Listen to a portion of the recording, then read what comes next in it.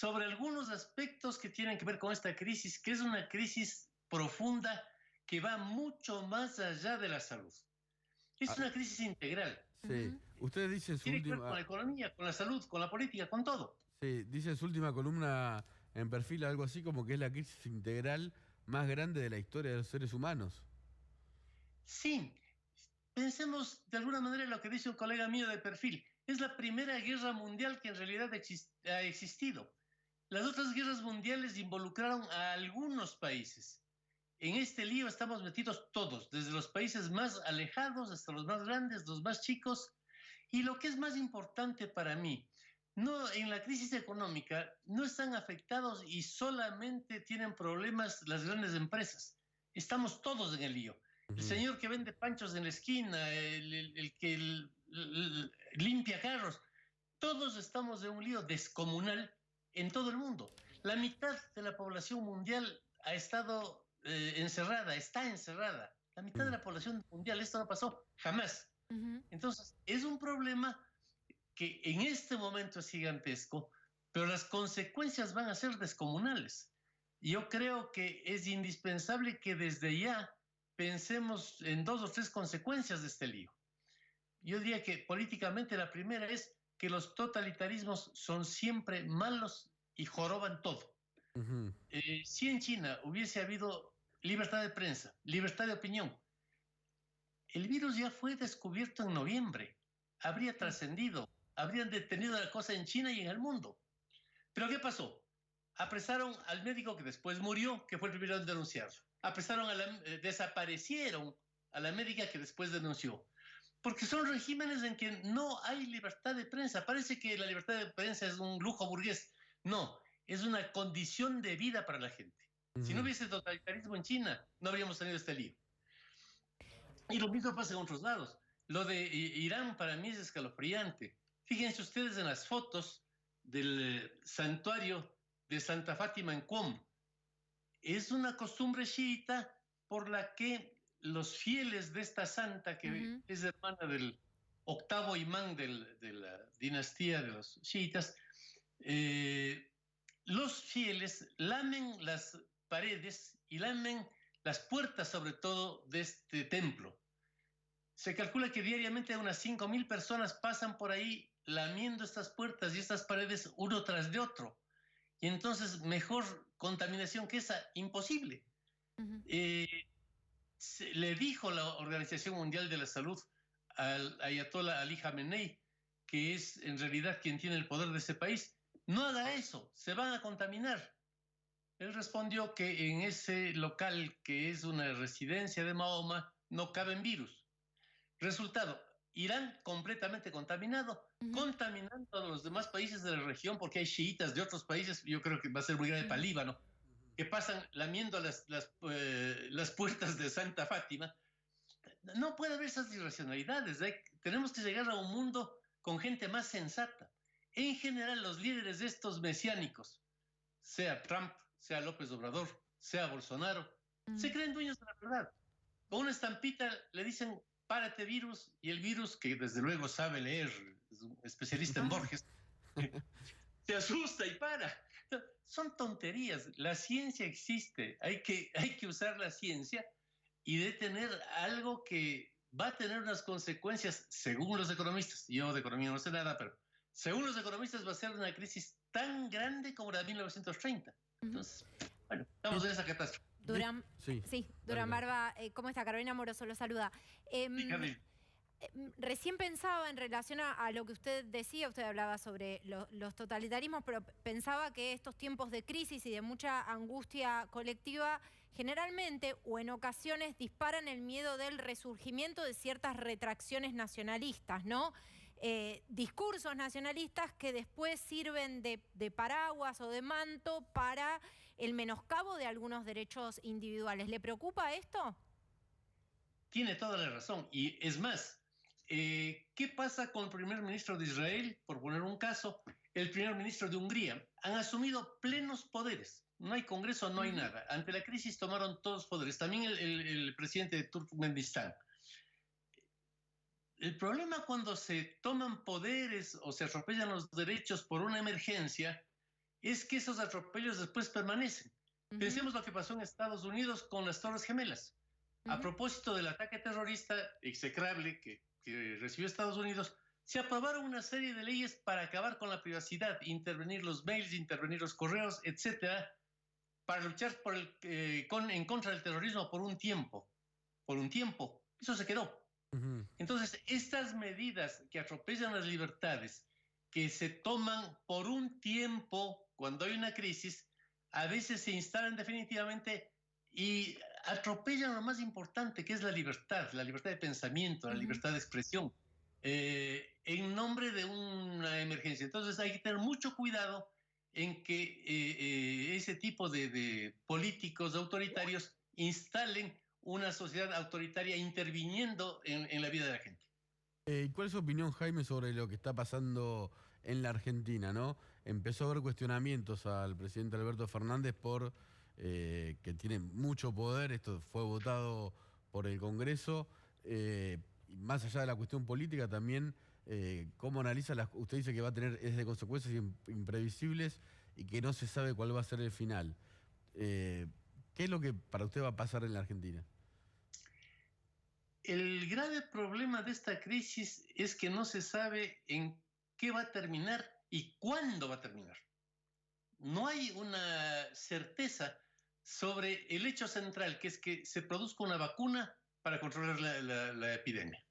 Los 19 casos de reinfección en Corea son dramáticos. Significa que la gente que sufrió la enfermedad y la superó no queda inmune.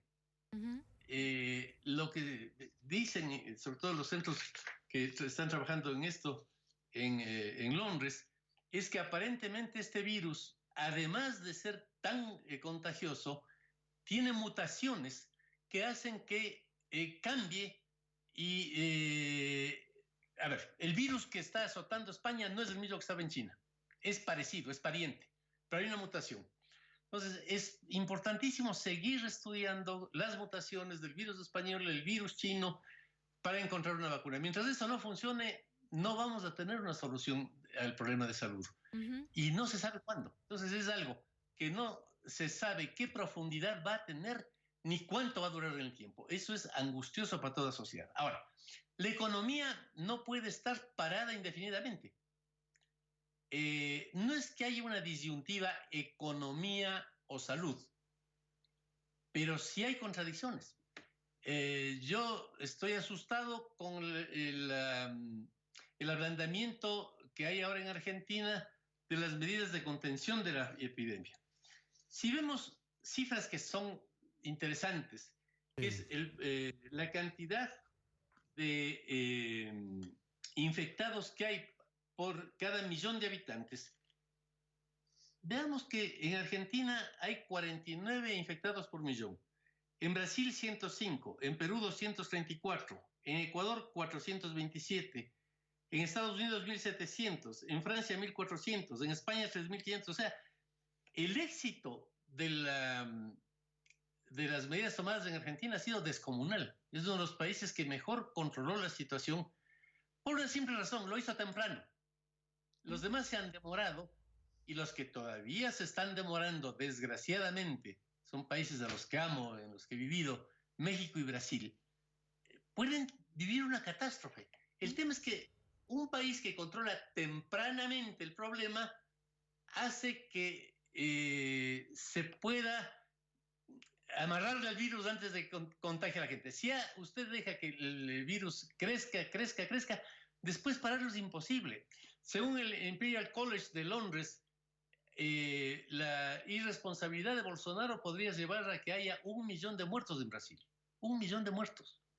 Ahora, sí, no queríamos dejar de preguntarle por la situación en Ecuador y más precisamente en la provincia de Guayas. Sabemos, por supuesto, de las imágenes que llegan y los testimonios que llegan de Guayaquil, pero sabemos que en toda esa provincia la situación es crítica. ¿Cómo ha sido el manejo de esta crisis por parte del presidente Lenín Moreno?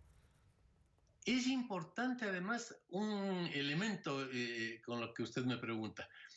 Ha habido la idea de que este virus prospera en el frío pero no en el calor. En Ecuador no existen estaciones. Guayaquil está siempre caliente, es muy calurosa, más que el verano porteño, y es ahí en donde el virus se ha reproducido de una manera descomunal. Cuidado, nos confiemos en que el calor no deja crecer el virus, y por eso pensemos que en Venezuela, en Nicaragua, países en los cuales ha habido una irresponsabilidad total de los gobernantes, no va a pasar nada. Lo de Guayaquil demuestra que el virus crece en el calor. Ahora, es desconcertante. Yo he hablado con altas autoridades nacionales y municipales y nadie entiende qué pasó. Pero la verdad es que en Guayaquil los muertos se cuentan por cientos. O sea, lo que dicen las autoridades es que normalmente se enterraban 24 personas por día en promedio en la ciudad. Y el último mes se están enterrando más de 200. O sea, hay, digamos, 170 más diarias. Es una barbaridad. Sí. Recién dijo que la Argentina estaba llevando con mucho éxito el plan, ¿no?, del aislamiento y que eso mitigó el virus. Hay cuestionamientos a los números que mostró el presidente en su exposición del viernes porque habló de la diferencia de casos de contagiados, sobre todo con una polémica con Chile, pero no habló de la cantidad de testeos, ¿no? Que hay países que hicieron mucho más testeos que la Argentina y que entonces daría más casos de contagiados acá. ¿Para usted eso es relevante? A ver, ningún país tiene suficiente número de testeos. Ayer daba una conferencia una autoridad norteamericana que decía que para tener una noción de lo que está pasando necesitarían, me parece que 5 millones de testeos y tienen 200,000. Esa no es una cifra muy contundente. Para mí hay una cifra que es innegable, que son los muertos. O sea, cuando se muere alguien es difícil de ocultar, excepto en regímenes totalitarios como el nicaragüense, el venezolano, el iraní, el chino, en donde, bueno, igual desaparecen el cadáver y listos. Pero en los países normales eso no se puede. Entonces, sabemos cuántos muertos ha habido en cada lado. En Ecuador, el gobierno dice que 333 muertos son comprobados por coronavirus y 384 probables de coronavirus. En Estados Unidos estamos llegando ya a cifras impresionantes. En España 17.500, en Italia 20.000, en el Reino Unido 10.600. En Argentina no llegamos ni a 100. O sea, ese es un dato fuerte.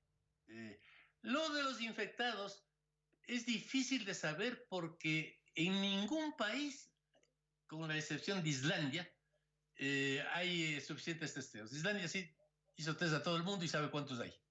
Pero es un país muy chiquito y muy rico. Jaime, tenemos números, ¿no?, de un sondeo que usted hizo en la ciudad de Buenos Aires respecto a varias variables, ¿no?, de el coronavirus. Tenemos placas, los vamos leyendo y usted nos da sus conclusiones. Perfecto. Esta es una primicia para el noticiero de ustedes exclusivamente. Muchas gracias. A ver, los sondeos de Durán Barba sobre el coronavirus en la ciudad de Buenos Aires.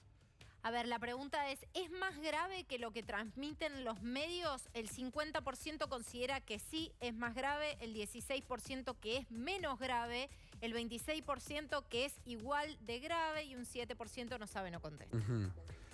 ¿Cuál es su reflexión sobre esto, Jaime? Bueno, vamos a ver todas. La gente está realmente asustada. Sí, vamos a ver. Los medios Repasamos primero. Y están transmitiendo lo grave que es la crisis. Pero la gente cree que es mucho más grave que lo que dicen los medios. A mí personalmente, bueno, soy una persona sensible, me espeluzna ver las tumbas colectivas de Nueva York. Para mí un muerto es algo gravísimo. Sí, claro. Nos hayamos acostumbrado a decir, qué bien que están las cosas. Ayer solo murieron 700 en España, me parece espantoso. Sí, claro. Sí, 700 muertos son más de las personas que murieron en la guerra de Malvinas. Sí.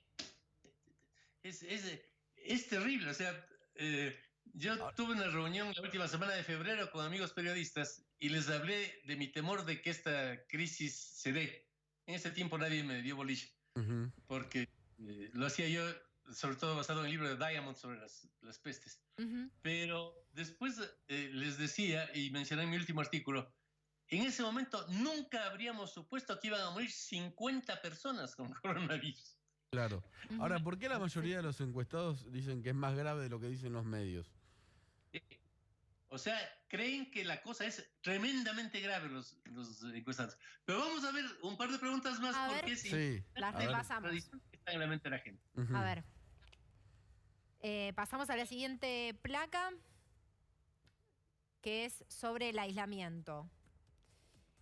¿Es necesaria o no la cuarentena? El 97% sí, de acuerdo, es necesaria, el 2% no, es exagerado, el 26% es igual y el 7% no sabe, no contesta.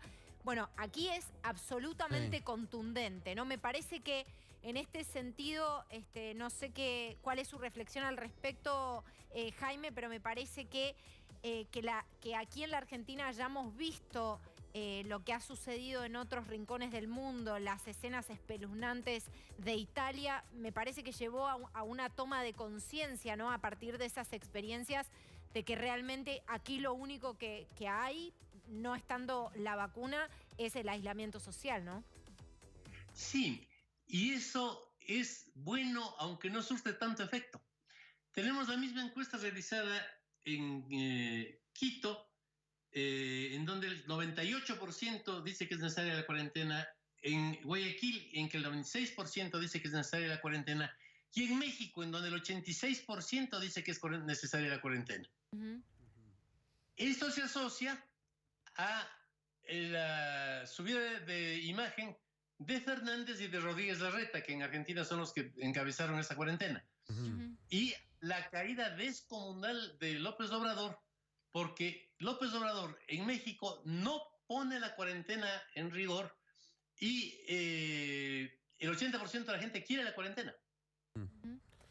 por miedo, están asustados. A ver, Sí. vamos a repasar la siguiente.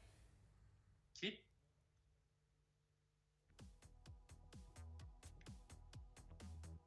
No, ahí se le pregunta a la gente si tiene problemas económicos. El 40, esto es en la ciudad de Buenos Aires, ¿no? El 40 sí tiene, el 59% dice que no y el 1% dice no sabe, no contesta. Más allá de que tal vez da la sensación de que la mayoría de la gente, aunque Buenos Aires es una ciudad menos desigual que el resto del país, es como paradójico que aunque tenga problemas económicos, el 40%, el 97% de los encuestados Ujú. haya dicho que está bien la cuarentena. Eso nos dice una cosa, el miedo que tiene. La gente tiene muchísimo miedo de la enfermedad Ujú, y está dispuesta a soportar cualquier catástrofe con tal de no morirse. ujú, Se han hecho también otra serie de estudios, porque mi colega Roberto Zapata está trabajando con otros académicos. Lo que pasa en el mundo en general no es tanto miedo a yo contaminarme, sino que todos tienen un pariente, papá, Ujú. mamá, abuelo, amigo, mayor de 60 años. Y los mayores de 65 años nos sentimos descartables y eso es desesperante. Y la gente no quiere que nos muramos. A mí me cuidan en mi departamento de manera increíble. Me cuidan sin venir nadie. Me cuidan aislándome. Porque ajá. tienen pánico de que me agarre algo. ¿Y quién de nosotros no tiene un pariente, una madre, un amigo al que quiere mucho y es mayor de 65 años? Entonces hay un sentido de protección y de miedo también en ese sentido. Que no se muera la gente. Ujú. Jaime, ya no nos queda tiempo, le agradecemos la Ujú. entrevista. ¿Está trabajando con algún político argentino? No, actualmente no estoy trabajando con ningún político argentino. Mantengo muy buena relación con muchos de ellos y también con el periódico Perfil en el que estoy Ujú. metido de cabeza más que nunca. ¿Mantiene una Trato buena relación con el expresidente de- Macri? ¿Cómo? ¿Mantiene una buena relación con el expresidente Macri? Sí, la relación es buena. No nos hemos hablado hace rato, unas 3 semanas por lo menos, pero es una buena relación.